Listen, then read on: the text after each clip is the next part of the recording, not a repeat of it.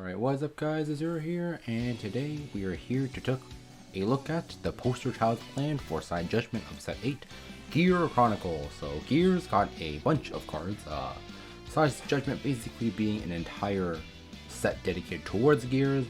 I think there's like two focal builds. We're going to take a look at the better one being the Gear Groovy, or like the Chronojet centered build, as opposed to the like the Chrono Fang Demiurge build, which both those lists I think are pretty whatever, but I think Chronojet has enough cards now that I think Gears are a very solid deck with a very okay game plan, with a solid win con, solid gameplay all around. So yeah, so without further ado, here's the list that I am playing. So see 12 card G zone obviously because we're just starting this month, but without further ado, let's get on with the list. So first off, the starter of choice for me is the Chronodragon. So his skill is anti-retire, forerunner, and then GB1. When this unit is binded, you can put him into soul to call a grade 3 Chronojet from your deck, and it gets skilled at the end of the turn or after it attacks, or after that Chronojet attacks, you can advance it to your hand. So basically this card lets you basically the unbind skill basically when this card is timely, because that's usually how this works. So because when you timely something, you bind the card, so you bind it, it goes to soul, and you call a Chronojet off of it, and then usually call like a grade 1 off of the time leap skill. So 2 cards on board, and then the check going to your hand lets you either re-ride into the Chronojet you want to be on, because there's an additional Chronojet now, or it lets you or it just sets you up for Stride Fodder for next turn. So I think the starter is very nice, and retire keeps it alive too. So yeah, PG Stride Fodder, nothing, grade 1 for PG Stride Fodder. Stride Fodder being that you can search either Chronojet now, because the Steam Breath lets you search any grade 3 Chronojet, so lets you search the original Chronojet that we've been playing forever, and as well as the Chronodragon G now. So that's pretty nice, I'd say. So pretty nice there. Let's choose which ride you want. For the most part, I think Jet G is your main ride now, but having the original Jet is there for matchups where you might want to spin more stuff. So really nice to get a choice there. Next up, we're playing 2 of the Tickaway Dragons. So this skill is GB1 once per turn. When a card is placed from the ability of Time Leap, so either it gets placed on Time Leap, or the card gets returned deck and you place the card from your bind back down. So either a card gets time leaped onto the board, or a card returns from the time leap skill. So when either of those conditions are fulfilled once per turn, you choose 1 card in your drop and put it back into your deck. So this card lets you recycle either triggers or recycle pieces that you need from drop back to your deck. So I think this card's very nice, very good card, and I think 3 of it is pretty nice. I would play 4, but this last card here I think is very important to have 1 in deck, and so that's why I choose to play 2 of this instead. So we're playing 2 of the Mesh He. So her skill is GB1. When this unit is placed,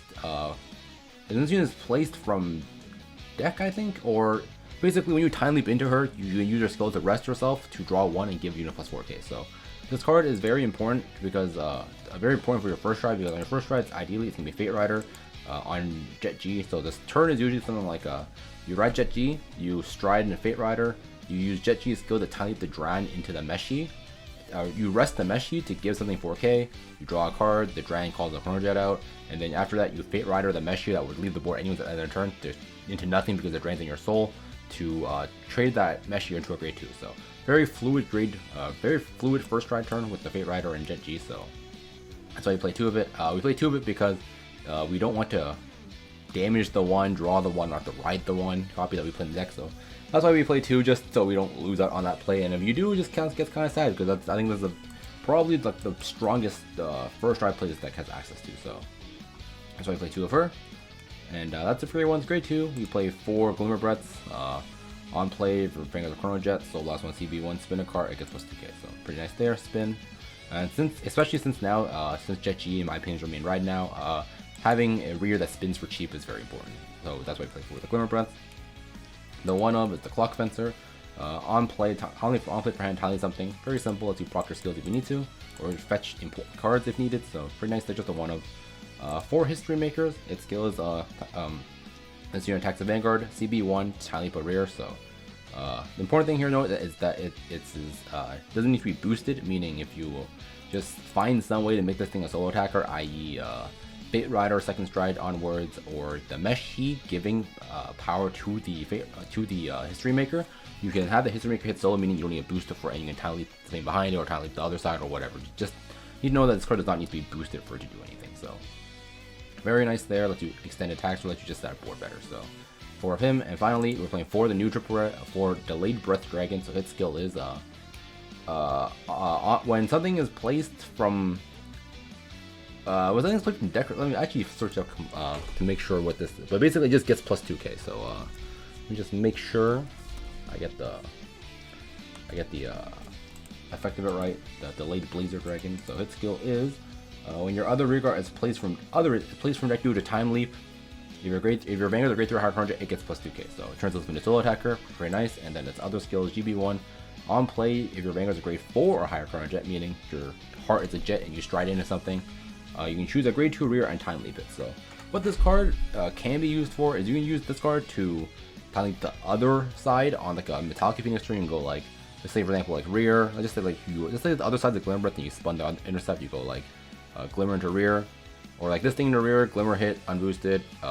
Metallica Phoenix, you can time leap into this guy, and then this guy can time leap the other side to get an extra attack like that. But the main use I use for this card is whenever you time leap a grade 1 into him, because of how time leap works, the grade 1 goes back to port and then in turn you don't get to keep the intercept. You usually just time leap itself into a grade 3 so that you can keep the intercept at the end of the turn. So this card basically turns all your time leaping, basically turns your grade 1 that you time leap into actual intercepts. So I think this card is very important for the deck because it's a solo attacker and lets you keep intercepts while doing all your time leap combos. So a very good card. And obviously if you run of it, you have the Tick Away Dragon to recycle yourself. So yeah. And then finally, grade 3s, we have 4 heal guards, pretty standard stuff. 4 the original Chronojet, GB2 Guard Restrict, the Glory Guard Restrict, Death Dish grade 3, and then on stride CB1 to spin a card. So just there, this is now your backup ride. Your main ride now, in my opinion, is the Chronodragon G. Its skill is during your turn, for every 2 face-up cards in your G zone, this unit gets plus 5k, and all your DTB rears get plus 1k. So the second power skill is not that important because we don't play any ZTB rears in this deck, so it's kind of whatever. But the first skill just basically means if you have like 2 face-up, gets plus 5, etc., etc. This thing hits big, meaning it can scale somewhat well on a next stage turn. If you have a bunch of stuff face up in your G zone, this card will scale for over a heal card for that 5 after a next stage. So pretty cool there. And then its stride skill is when a ZTB or a Gear Dragon strides on top of it, you can call a card from hand and then time leap. You can call up to 1 card from hand and time leap something on the board. So it doesn't have to be a card you call, it can be anything on your board already. So this card just lets you set up your board very well, fetch for the pieces you need. So I think this is why I think, in my opinion, this makes it the better ride because it lets you fix your board much better. And I personally value this more so than the spin one off of the original Chronojet. So yeah. And both jets have the on ride plus 3k skill, let you scale going first. And then finally, the one of is the Square 1 Dragon. So the first skill you read is a Mega Blast, which is completely irrelevant because we don't ever use that skill. The other 2 skills are the relevant parts of this card. The first skill is the second skill rather is the more relevant part, in my opinion, is GB1. At the end of the turn, Soul Blast, Soul Charge 1. This deck does burn through a lot of soul. Glimmer is 1 CB, 1 soul each, and that's basically it. But Glimmer is a soul, Groovy is a soul, and all those soul clouds add up. This 1 extra soul makes a big difference, in my opinion. And how you get this to work is usually you time leap like, just say you time leap like something into something, and then you end up with like Delayed Blazer. You Delayed Blazer itself into Square 1, so that at the end of the turn, when all your skills are resolving, since he's still here at the end of the turn, you Soul Charge 1 before bringing him back. So that's pretty cool there. And then he also has a skill where he gets on playing Soul Blast 1 to make him -3 grades, meaning you put him to grade 0, meaning you can time leap him to grade 1. So lets you do more grade swaps and shenanigans with this card, which is pretty nice. But for me, most of the time he's mainly here just for the Soul Blast 1 skill. The Soul Charge 1 skill. So yeah, I think this card is a very nice one of just to have because it fuels soul and emergencies can be a grade 0 to time leap into. So yeah, that's it for the main deck. For the G zone, we are playing 2 Ragnarclocks, CB1 G flip. Your opponent can't guard with grade 0s. And then if you have 2 or more face up or in your G zone, he gets a crit and you spin when your opponent's rear guard. So lets you push damage, lets you spin back row. Just overall pretty nice card to have because relatively low cost. And the important thing is also a Gear Dragon, meaning it is something that the Gear Groovy in this deck can now copy for skill. So it's pretty nice there. 2 Fate Riders. Once per turn, no cost, put a rear guard back, and then back on your deck and call a card 1 grade higher, and then for every face-up card in G-Zone, give a card plus 3k. So He is a Gear Dragon, but unfortunately, Gear Groovy can only copy auto skills. This is considered an act skill, so you cannot copy this card's skill, so that sucks there. But this card is usually your first stride, and it can afterwards can also be used to further set up your board for other things. So, and this card's very nice to have. One for first stride, one for further uses if you ever need it. So yeah. One Upheaval Pegasus. On play, if your Vanguard's a Chronojet, you spin all your opponent's grade 1 or higher cards and call the same card from. Call a card from their deck with the same grade as a card spun. That's a different card, so you just reshuffle their board. This card's only here because Neo Nectar exists. If Neo Nectar did not exist, I don't think I'd play this card at all in my deck, but this card is a very easy out to Jingle Thuria, so that's the sole reason why I play this card as a 1-up in the deck. So if Jingle Thuria ever dies, I think this card comes out of the deck instantly, because I think you have much better things you can play in this 1-up slot. The first thing that comes to mind for me is the Epoch Maker, helps you extend on your Groovy turn. So this thing is only here because it is a out to Jingle Thuria. Next up, we have 2 next stage. GB2 at the end of the attack, you have Hearts of Chronojet. CB1, G flip, discard 3. Put this unit back to your G zone and stand your Vanguard again and draw 2. So pseudo restand, always nice. Just this is your main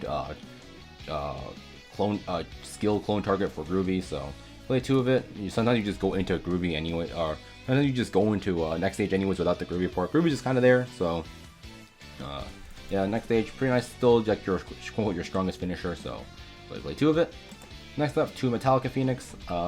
This unit attack the Vanguard. If your heart is a Chronojet, CB1, flip anything to tally pump your rears. If you use on the face a copy of itself, you CC1. So we play 2 of it because we want the CC off of it, but Metallica Phoenix is also your only way to set up second strike Groovy, because Groovy to use its own skill to flip something in your G zone to give 5k to basically let you to choose something else to clone is tied to GB3, meaning on your first stride you have to flip something, and Metallica Phoenix is the card that lets you do flip something. So for the most part, your first stride is Fate Rider, but if you need to turbo Groovy GB3 for some reason, you can go to Metallica Phoenix and then use Phoenix's skill to flip either next stage or the Honglong or the Ragnarok, so you can clone it for next turn for Groovy skill. But that play usually isn't there. Usually you just go like Fate Rider and then you just go on from there, and most of the time Metallica Phoenix just flips Metallica Phoenix for the CC, so you can use another skill on that turn as well. So yeah, 2 for that card. If you don't value the CC, you can definitely cut one of the Metallica Phoenixes for something else in that last slot instead. Next up, we have 1 of the Meta Pulsar Honglong. Its skill is, at the end of the battle that attacks Vanguard, CB1, choose a grade 1 or higher card from your bind zone and either call it or add it to hand. So this is your main this is usually your primary clone targets for Groovy are Honglong plus next stage, so you can reset Vanguard attack and reset a rear attack. But this card can also be used in next stage just to add the card to your hand, so you have extra discard fodder for cost. So this card's just a nice one. If you rarely ever restride into it, usually it's just a clone target for the Groovy itself. So there's that. And finally, the card that I've mentioned like 10 times while talking about the G zone, the Gear Groovy. Its skill is GB2 once per turn. If your heart is a Chronojet, G Persona flip to choose 2 Gear Dragons from your G zone, and this card copies all the auto abilities of those Gear Dragons. And then it also mentions that if you have to pay a G flip cost, you flip a copy of the card you copied. So for example, if you copy next stage, you have to flip the next stage. You don't flip a Groovy. So here's that. And then its other skill is GB3 once per turn, Soul Blast 1, flip anything your G zone face up to get plus 5k. So usually your clone targets, like I said before, are the Honglong in the next stage. You like do your stuff and then you swing, and a Vanguard swing, you resolve Honglong to reset a rear, then you resolve next stage to reset your Vanguard. So lets you push for more lethal plays, but honestly Groovy isn't something you go into too often, because your way to get to Groovy is not the way the deck wants to play. So because a lot of time you want to go first ride like Fate Rider and go on from there. Sometimes you just immediately go to next stage, and unless you're playing 3 next stage, you can't use Groovy and next stage. So there's an issue there. If you want the optimal copy targets, you have to either go into Phoenix, flip the Honglong, or just go into the Honglong to get the card face up, and then you flip the other one to flip the next stage with the Groovy. So basically you just have to jump through too many hoops to set up the Groovy properly, which is my biggest problem with the card. But I think having the option for a higher ceiling is very nice. If you don't value this, you can definitely cut these for other cards, but I think this G zone is more or less fine for this deck as of now. So So that's it with the deck profile. Some games for you guys as per usual. Like, subscribe, all the good stuff, and I'll see you guys next time. Peace out.